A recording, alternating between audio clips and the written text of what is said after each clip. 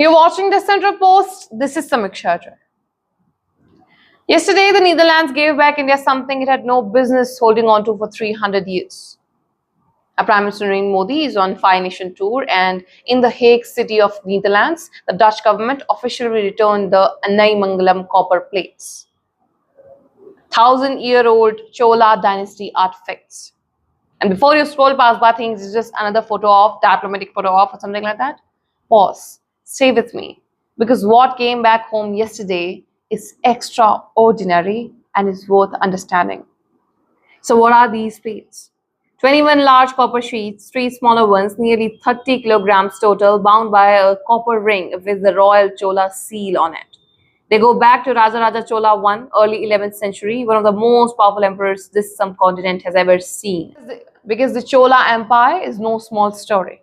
At its peak, it's one of the longest ruling empires in human history. Some 1500 years if we count in the early Cholas too. Rajaraja Chola I built the Brihadeshwara temple in Thanjavur, still standing, still a UNESCO World Heritage Site. His son Rajendra Chola I took the empire's naval power so far he launched expeditions all the way to Southeast Asia, the Malay Peninsula, Sumatra and the Andaman Islands. The Chola Navy wasn't just defending coastlines, it was protecting power across the entire Indian Ocean. Trade, diplomacy, culture, moving in all directions. This was a medieval superpower, and the Anaimangalam plates are a direct artifact of that world. But here's the thing, these plates aren't recording some military conquest. They are documenting a land grant given by a Hindu emperor to support a Buddhist monastery in Nagapattinam, built by a king from present-day Indonesia. Just pause and think about it for a second. A Hindu empire funding a Buddhist monastery built by a Southeast Asian ruler on the Tamil coast in the year 1000 CE. That's the civilization these plates hold evidence of.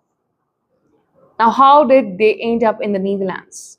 The Dutch East India Company controlled Nagapattinam in the 1700s. A Dutch official named Florentius Camper took the plates out during that period, passed through private hands, and by 1862 they were sitting in Leiden University, where the official language calls it preserved. 300 years of colonial possession does tend to get described very gently here. India started formally pushing for their return in 2012. UNESCO validated India's claim in 2023. The Netherlands had adopted a restitution policy for colonial artifacts in 2022, and yesterday it happened. And this isn't a one-off. India has been consistently and assertively claiming its cultural heritage from the US, UK, Australia, and now the Netherlands. This is a foreign policy posture now, and it's delivering. These copper plates are primary evidence of a civilization that was globally connected 1,000 years ago, trading across the Indian Ocean, supporting institutions across religious and geographic lines, leaving behind record precise enough that scholars can still read every word today. That legacy, though, never actually needed anyone else's validation, but it's good. It's really good to have it back home. Keep watching the Central Post.